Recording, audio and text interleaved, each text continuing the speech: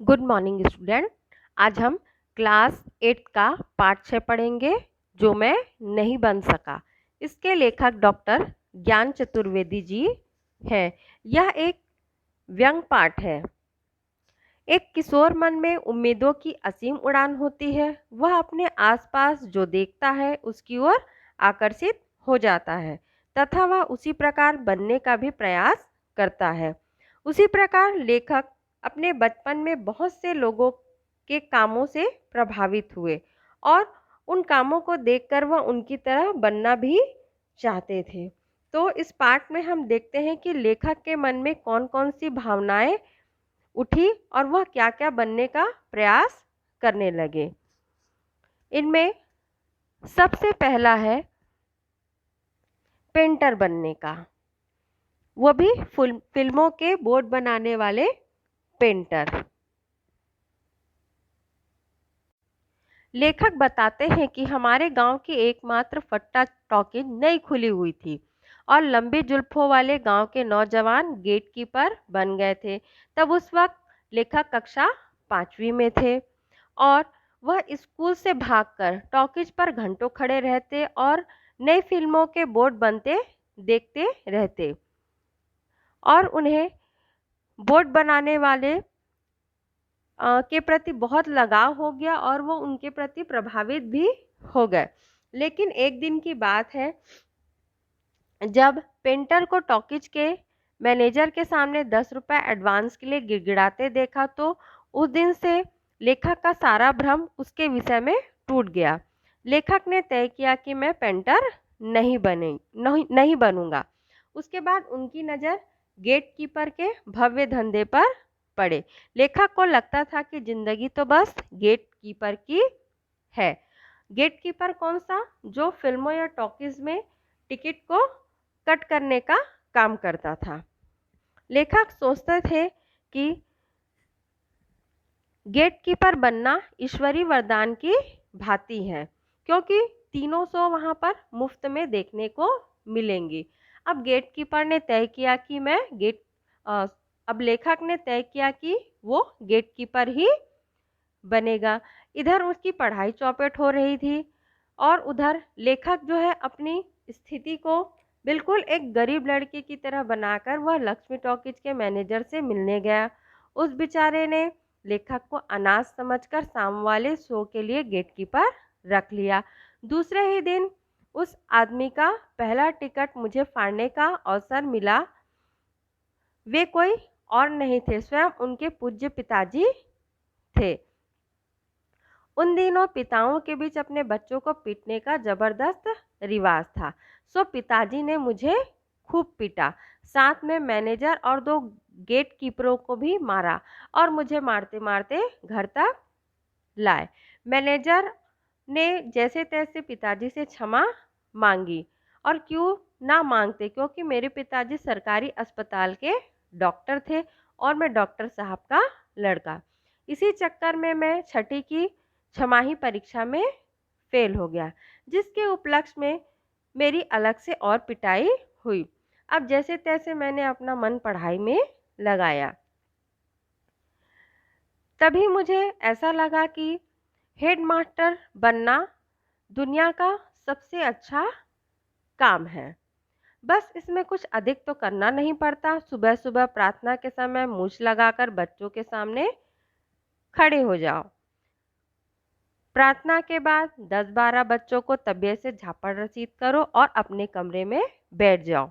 बीच बीच में कमरे से निकलकर पुनः उस क्लास में घूमकर बच्चों पर आघात हमले करो, अर्थात जबरदस्ती उन्हें मारो। शाम की घंटी बजते ही छाता उठाओ और अपने घर आ जाओ। लेखक को लगा कि यही काम सबसे अच्छा है। अब लेखक बाजार में नकली मूछ खरीद कर ले आए और अपने छोटे भाई पर प्रैक्टिस करने लगे। किस चीज़ की? पिटाई की। अपने भाई को वह पीटते और अपनी नकली मूछों पर दाव लगाते।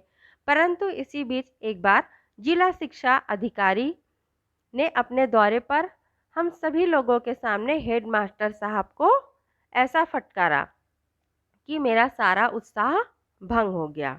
अब मैंने हेडमास्टर बनने की इच्छा त्याग दी और स्कूल की घंटी बजाने वाले चपरासी बनने की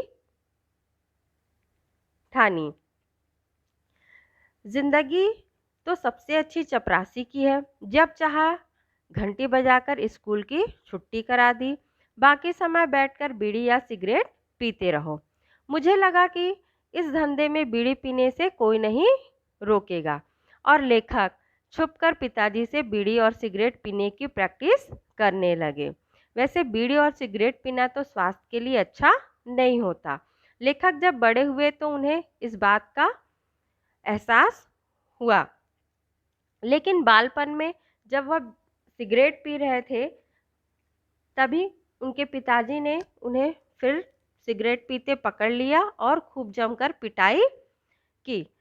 उसके बाद उधर चपरासी को भी नौकरी से निकाल दिया गया, क्योंकि 20 वर्ष के बाद भी उनकी नौकरी पक्की नहीं थी। उनके जगह एक नए नौकर को रख लिया गया, नए चपरासी को रख लिया गया था। अब उसके बाद लेखक का मन हुआ कि वह पहलवान बने और पहलवान बनने के चक्कर में उसने रोज अभ्यास करना भी सीख लिया। वह सुबेरे चने खाता और दौड़ लगाने के लिए जाता। 2 दिन तो ऐसे ही निकल गए। तीसरे दिन जब वह दौड़ने की प्रैक्टिस करने के लिए गया तो एक मरियल सा फुर्तीला कुत्ता उसके पीछे दौड़ने लगा। उसे देखकर ऐसा लग रहा था जैसे वह पुलिस की जासूस का कुत्ता हो। लेखक कुत्ते से बचने के लिए उस दिन बहुत दौड़े और शायद दौड़ते ही रहते, तभी सड़क से सटा हुआ एक गड्ढा था जिसमें लेखक धड़ाम करके गिर जाते हैं और कुत्ता उस गड्ढे से उनको झांकता है। ऐसा लग रहा था जैसे कुत्ता उसके साथ मजाक कर रहा है। जैसे तैसे लंगड़ाते हुए लेखक अपने घर पहुंचे और शरीर तो कई जगहों से जख्मी हो चुका था। इस प्रकार इस घटना के बाद पहलवान बनने की भी इच्छा उन्होंने त्याग दी। इसी बीच गांव में एक मेला लगा। उसमें एक जादूगर के खेल के बड़े चर्चे होने लगे। लेखक भी वहां जाकर उसके खेल का आनंद उठाने लगे। बढ़िया चमकीली शेरवानी पहने, रंगीन कपड़े पहने जादूगर अपनी छड़ी को घुमाते हुए चुर्रेट बोलता और नए नए करतब दिखाता। लेखक को भी लगा कि मैं भी अब जादूगर ही बनूंगा। लेखक ने अपने हेडमास्टर साहब की डंडी चुराई और सोचा जादूगर से मैं जादू सीखूंगा और हेडमास्टर साहब को बकरा बनाऊंगा। इसी आशा के साथ लेखक जादूगर के तंबू में पहुंच गया। लेखक ने तंबू से झांककर देखा। जादूगर अपने बच्चे को डांट रहा था कि पैसे की इस कदर तंगी है और तू लड्डू खरीदकर पैसे फूंक रहा है। मैले कुचैले कपड़ों में टूटी खाट पर पड़े उस जादूगर को रुपयों के लिए रोते देखकर लेखक दंग रह गए। उसने सोचा जो शख्स कागज से रुपए तथा हवा से मिठाइयाँ बना लेता हो उसकी यह दुर्दशा। मुझे वास्तविकता के इस कठोर संसार ने गहरा धक्का पहुंचाया और लेखक का यह भी सपना टूट गया। इसके बाद जैसे तैसे लेखक बड़ा हुआ तो लेखक ने अपने जीवन को बहुत पास से देखा। इसके असर से लेखक ने कविताएं और कहानी लिखनी शुरू कर दी। अब यह तो तय हो गया था कि वे लेखक ही बनना चाहते हैं, परंतु आज भी जब लेखक को याद आता है कि बचपन में उनके बस ड्राइवर, हलवाई, दर्जी, सड़क कूटने वाले इंजन का इंचार्ज, थानेदार, नौटंकी का डांसर, आइसक्रीम बेचने वाला आदि आदि सब कुछ एक साथ बनना चाहते थे, तो बड़ी याद आती है लेखक को उन पहले के दिनों की। तो इस प्रकार हम देखते हैं कि लेखक ने अपने बचपन की उन अजीब तथा मज़ेदार इच्छाओं को इस व्यंग के द्वारा हमारे सामने प्रस्तुत किया है। तो ये थे डॉक्टर ज्ञान चतुर्वेदी जी और उनके बचपन की मज़ेदार कहानियाँ।